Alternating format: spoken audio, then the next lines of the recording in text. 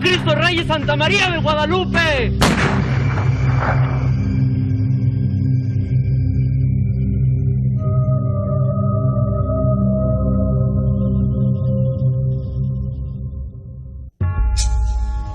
México es un país profundamente católico.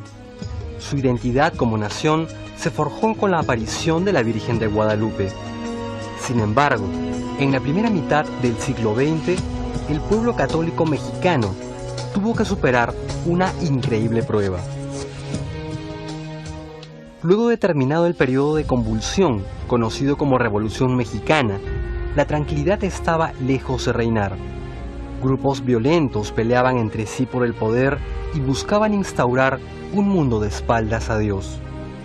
Aquí hubo un conflicto entre los ciudadanos de la ciudad del hombre y los ciudadanos de la ciudad de Dios.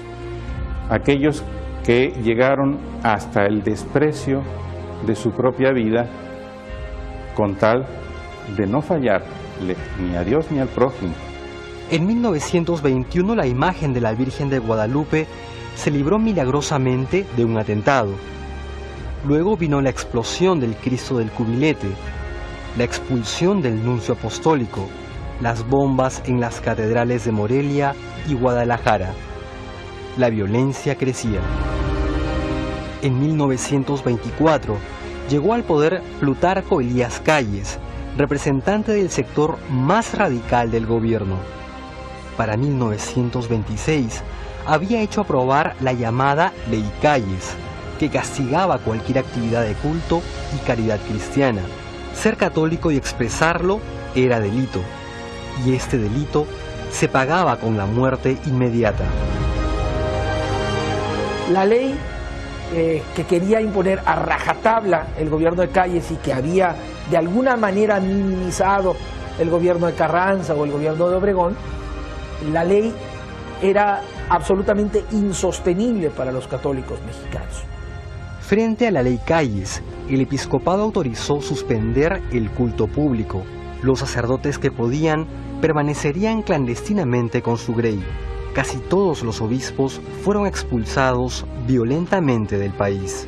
Algunos otros obispos estaban en Roma, se fueron a Roma y pues prácticamente durante 3 años la Iglesia de México vivió en una época de catacumbas, ¿no? Fue verdaderamente una iglesia de catacumbas. Los atropellos se multiplicaron, incluyendo el martirio de muchísimos sacerdotes y laicos. El pueblo, indignado, reaccionó. Por parte de los católicos seglares, esta no es una iniciativa de la jerarquía de la Iglesia, sino de los seglares, se funda un organismo que se va a llamar la Liga Nacional Defensora de la Libertad Religiosa. El nombre es un poquito largo, entonces simplemente en el uso cotidiano se le conoció como la Liga. Las acciones más notables fueron un gran boicot comercial nacional y el envío de cartas a las cámaras de representantes, apoyadas hasta por 2 millones de personas. Pero esto no frenó la agresión del gobierno. Luego del asesinato del padre Batis y 3 laicos en Chalchihuites, un grupo de campesinos se organizó para defenderse. En la medida en que aumentaron las agresiones del gobierno, se fueron armando más grupos de defensa, conocidos por el Estado como cristeros. Siendo ellos católicos, y de pronto en Michoacán, en Jalisco, aquí mismo en Querétaro, en Guanajuato, se empieza a organizar una resistencia civil. Primero, pues para proteger a los ministros de culto y al culto católico. Y después, pues para repeler los ataques y para repeler también el hostigamiento por parte de las tropas federales. En 1929 los cristeros no podían ser vencidos y el gobierno estaba muy débil. El gobierno entonces desistió de la violencia explícita contra la iglesia y estos grupos dejaron las armas.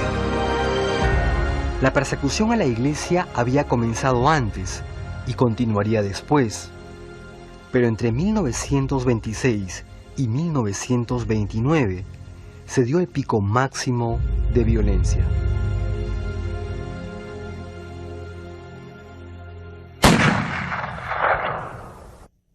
San Manuel Morales, San Salvador Lara y San David Roldán, mártires de Chalchihuites.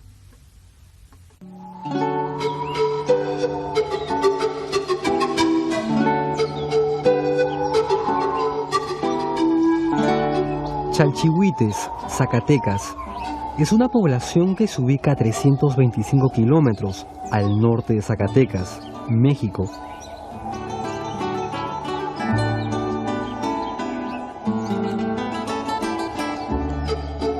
Esta humilde región sería el escenario de la ofrenda más excelsa que se puede hacer, la ofrenda de la propia vida. Esta es la historia de Manuel Morales, David Roldán y Salvador Lara, mártires de Chalchihuites. El mayor de ellos tenía 28 años y el más joven 19. El drama de Chalchihuites comenzó desde que el gobierno suspendiera los derechos de culto y de expresión de la religión, especialmente la católica. Esto llevó a muchos mexicanos a formar la Liga Nacional de Defensa de la Libertad Religiosa, un movimiento pacífico pero muy claro y enérgico en pedir al gobierno que devolviera a todo hombre y mujer en México el derecho a expresar su fe con libertad, así como terminar con la persecución de los sacerdotes. Para tal fin, el 29 de julio de 1926 se reunieron en la Plaza de Toros de Chalchihuites unas 600 personas, en un acto presidido por Manuel Morales. Esa tarde, los oradores fueron claros en sus intenciones y respetuosos con el gobierno. Solo querían poder alabar a Dios en paz. El día último de julio habían hecho un evento en la Plaza de Toros donde había hecho el uso de la palabra y había mencionado que no se necesitaba la violencia y las armas para poder convencer a un gobierno, que podrían convencerlo a través de la palabra, a través de las acciones. Pero el gobierno de entonces odiaba la fe y utilizaban cualquier excusa para hostilizar a la iglesia. Así que enviaron al pueblo un piquete de soldados para aplacar una supuesta rebelión armada y algunos seguidores. La falsedad no podía ser más grande, pero eso no impidió a los soldados cumplir sus órdenes.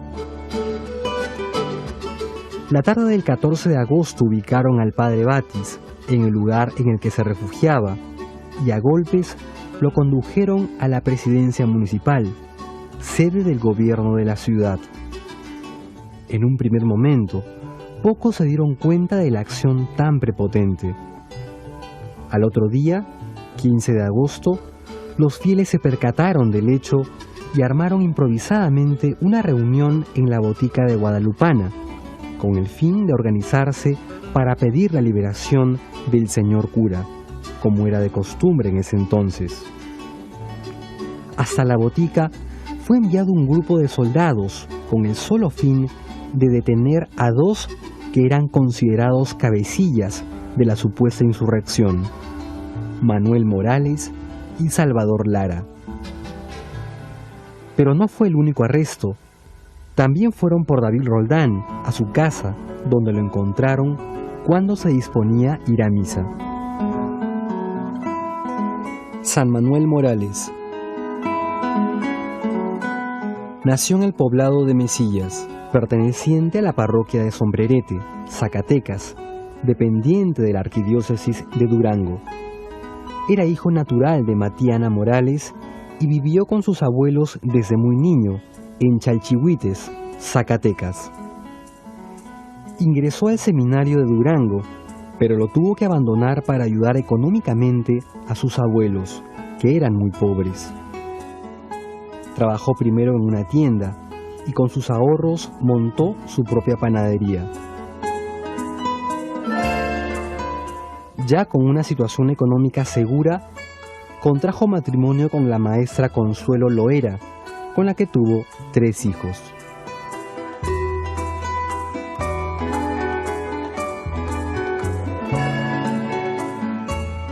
Escuché la versión de labios de mi abuela, su esposa, Consuelo Luera. Escuché de labios de mi abuela materna, la mamá de mi mamá. Escuché de labios de un testigo presencial del fusilamiento, que posteriormente fue esposo de una tía abuela. Entonces, todos esos relatos los hemos escuchado, los hemos vivido y nos hemos impregnado de ellos. Yo escuché primeramente que tenía un celo muy grande por su religión. Este interés por las cuestiones sociales lo llevó a ser secretario del Círculo de Obreros Católicos, León XIII, miembro de la Acción Católica de la Juventud Mexicana y presidente de la Liga Nacional de Defensa de la Libertad Religiosa en Chalchihuites. Esa fue su tribuna principal. También sé que se unía bastante a los programas y a los proyectos que tenía el señor cura en aquel entonces. Trabajaban sobre la encíclica Rerum Novarum. Pretendían de elevar la calidad educativa, laboral de todas las personas de aquí de Chalchihuites. Entonces hacían grupos también de tipo social. Hacían grupos dentro de la parroquia donde analizaban, donde trabajaban, donde daban a conocer y conocían mucha evangelización. Su valor y hombría se empezó a demostrar en el momento en que fue llamado por los soldados. La respuesta no se dejó esperar. A sus órdenes. La soldadesca lo golpeó insistentemente con la culata de sus rifles, mientras lo conducían a la presidencia municipal. San Salvador Lara Puente. Nació en Xúchitl, Durango, el 13 de agosto de 1905. Ingresó al seminario de Durango, pero tuvo que abandonarlo para ayudar al sostenimiento de su hogar. Era huérfano de padre y su madre dependía de él. Continuó colaborando con el padre Batis en la pastoral de la parroquia. Así llegó a ser secretario de la Liga Nacional de Defensa de la Libertad Religiosa y presidente de la Acción Católica. Para mantener a su madre, trabajó como empleado de la mina El Conjuro. Aún joven, ya eran conocidas sus virtudes cristianas. En todos los lugares que anduve supe que era un cristiano ejemplar, y como pagador en la mina era empleado de confianza. Cuenta un testigo de su causa de canonización. Nunca he escuchado a nadie hablar mal de él, todo lo contrario. Un minero que recibía el pago de su trabajo de Salvador me dijo que era tan atento que a ellos, que eran una calamidad, les daba gusto acercarse a ese muchacho, pues era tan decente que ellos lo buscaban por ser tan atento y tan bueno. En cierta ocasión el padre Batis manifestó su deseo de dar testimonio de fe hasta el martirio si era necesario. Salvador fue de los que se ofreció para acompañarlo, y lo cumplió cabalmente ese 15 de agosto de 1926, cuando los soldados, fuera de la botica guadalupana, también preguntaron por él. «Aquí estoy», respondió con entereza. San David Roldán Lara. Nació en Chalchihuites, Zacatecas, el 2 de marzo de 1907. Su madre, Reinalda Lara, quedó viuda al poco tiempo de tener a David, lo que complicó su situación económica. Como su primo Salvador, ingresó al seminario de Durango y también como su primo, debió abandonarlo por necesidades económicas. Así, a los 17 años de edad, ingresó a trabajar en la mina El Conjuro, como secretario del dueño, el alemán Gustavo Windel. Allí conoció a la hija del señor Windel, con quien se comprometió en matrimonio. Su vida era intachable. Fue un hijo modelo, la alegría de su casa, cariñoso, amable, un padre para sus hermanos. Siempre fue el apoyo de su madre, a quien amaba y obedecía en todo. Era muy respetuoso, muy atento y muy cristiano, dedicado a su trabajo. Estimado por sus compañeros de trabajo, por sus conocidos y amigos en el pueblo. La gente tenía de él una excelente opinión. Perteneció a la Acción Católica de la Juventud Mexicana desde muy joven.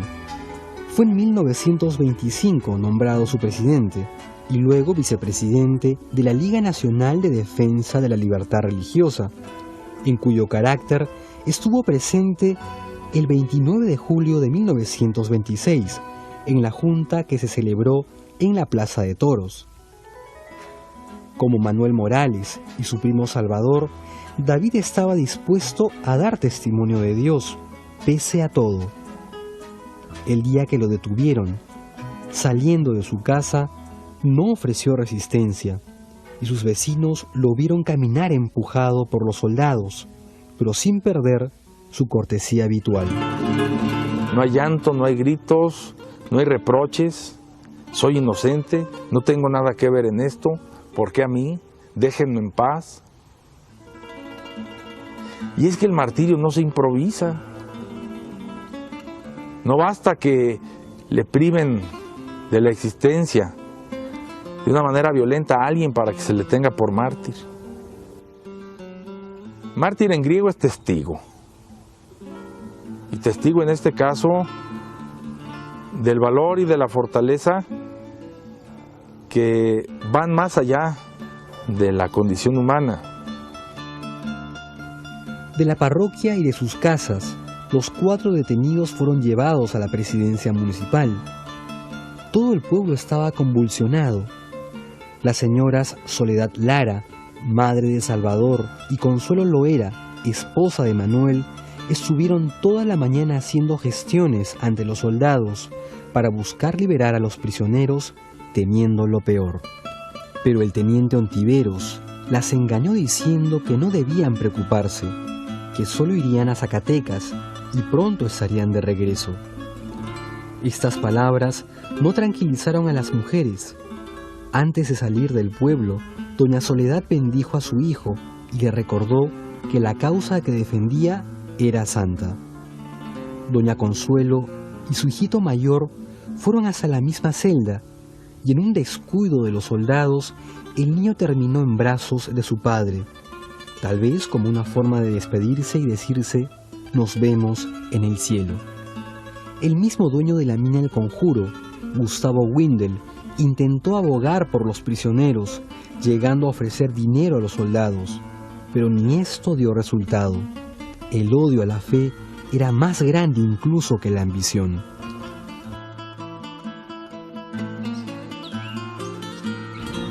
A las 11 de la mañana salieron de Chalchihuites en 2 autos. En el primero iban el señor cura Batis y Manuel Morales. En el segundo, los primos Salvador y David.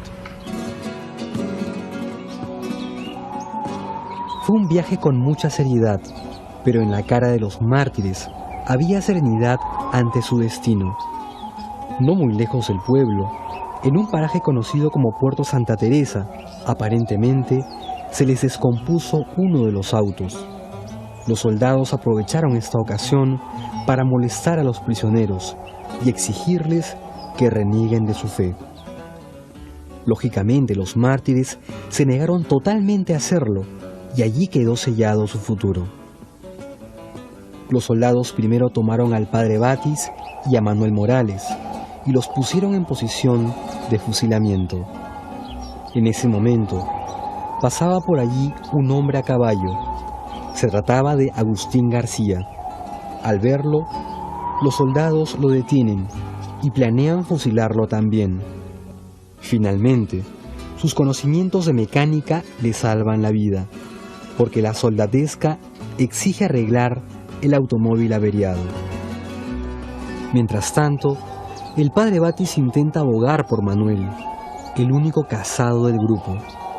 Les pide a los soldados que no lo fusilen, que piensen en su familia. Pero Manuel, totalmente entregado en manos de Dios, le resume lo que es una expresión máxima de fe y confianza en la providencia. No, señor cura, deje que me fusilen. Yo muero, pero Dios no muere. Él velará por mi esposa y por mis hijos. Totalmente conmovido, el padre Batis le da la absolución, igual que a David y Salvador, que aguardaban más allá. Era la despedida antes de verse todos en el cielo. Los soldados, movidos por el odio a Dios, no dieron tiempo para más. Apuntaron sus rifles y dispararon la carga asesina. En ese glorioso instante, Manuel Morales se sacó el sombrero como diciéndoles que le peguen en la cabeza y que no fallaran. Su pecho y su corazón sacaron un sonoro «Viva Cristo Rey» y la Virgen de Guadalupe. Eran cerca de las 2 de la tarde. Y todavía, aún así, les pide a los soldados que le permitan a mi abuelo vivir, que él tiene 3 hijos, que él tiene su esposa, que él tiene su familia y que en realidad él no formaba parte de la directiva. Y dice mi abuelo, no señor, yo con usted voy hasta el cielo. Entonces, para mí eso me conmueve mucho.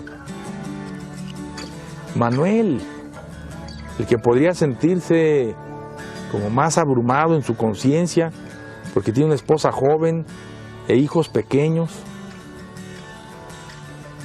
ante la invitación, o más bien ante la súplica que hace el párroco de que se le indulce, le perdone la vida, dice, no, señor cura, deje, Dios velará por mis hijos y por mi esposa. De donde colegimos pues que el martirio no se improvisa y que no basta con que a alguien lo maten por una causa justa e indefenso para que sea un mártir. Hay que hacer la ofrenda de la vida, lo que en términos técnicos es no resistirse a recibir la muerte, como es correr, llorar, lamentarse, qué sé yo. No resistirse y perdonar. Tú no me estás haciendo nada. Soy yo el que hago esta ofrenda. David y Salvador observaron el momento del paso de sus compañeros a la gloria. Entonces los soldados los tomaron a ellos y los condujeron empujones a un paraje a unos 160 pasos. Los jóvenes iban rezando, igual que su párroco y su líder laico. Un momento antes, ellos enfrentaron las armas del odio con amor. También ellos sacaron de su pecho la consigna de todo el pueblo católico mexicano de ese tan difícil momento. ¡Viva Cristo Rey y Santa María de Guadalupe! Las balas apagaron el eco de esas 2 voces jovencísimas, pero encendieron 2 luceros en el cielo. Ni el tiro de gracia que les desfiguró el rostro pudieron borrarles la sonrisa de paz con la que murieron. Tan impresionados estaban los soldados que frente al cadáver de Salvador dijeron, qué lástima haber matado a este hombre tan grande y tan fuerte. Y es que ellos no se podían ni imaginar la verdadera grandeza de esos 4 testigos privilegiados del Señor Jesús. Agustín García, luego de reparar el vehículo averiado, fue dejado en libertad. Los militares de inmediato salieron para Zacatecas, con la promesa de volver para arrastrar los cuerpos como señal de advertencia para el pueblo.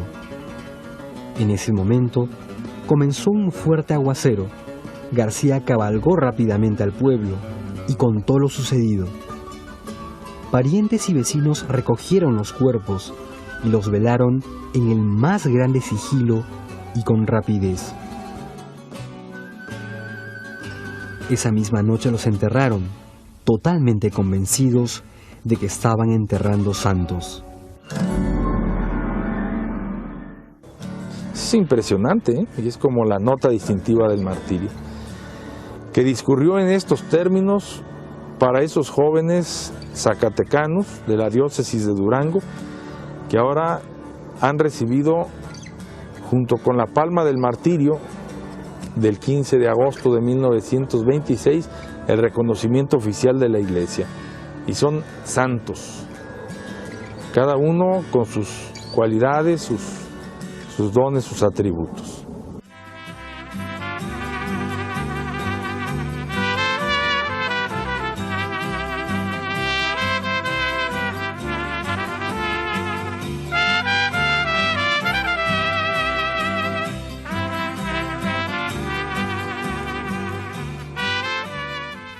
La devoción popular no tardó en surgir y tampoco tardó en pronunciarse la Iglesia con respecto a estas vidas tan heroicas.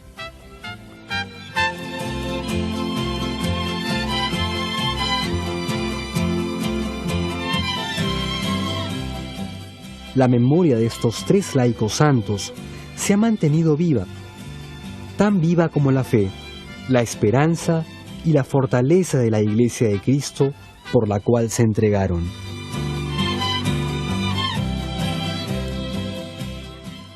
La palabra mártir es una palabra griega que significa testigo. Desde entonces el mártir, por el hecho de ser mártir defendiendo la fe, casi automáticamente se convierte en santo.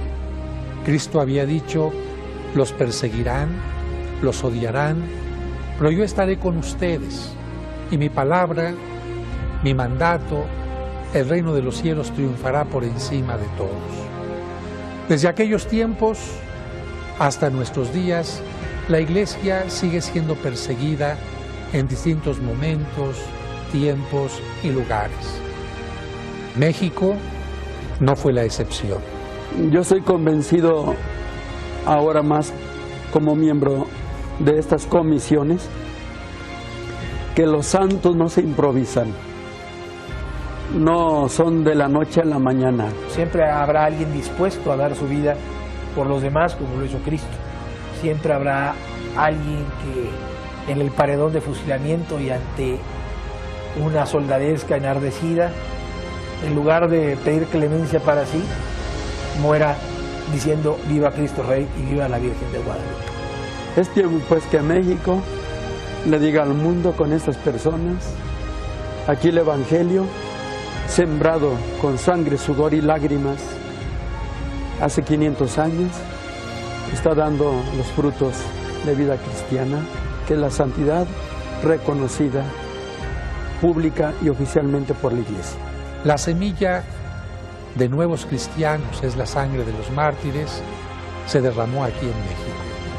Gracias a mártires que dieron su vida especialmente en la zona de Zacatecas, de Jalisco y en otros lugares, los mexicanos nos podemos enorgullecer de tener héroes, de tener ejemplos que ante el mundo entero nos dicen que si en México evidentemente hay, desafortunadamente, personas que no viven profundamente su fe, su compromiso, también tenemos santos, mártires, que canonizados por Juan Pablo II se convierten en modelo ante el mundo entero.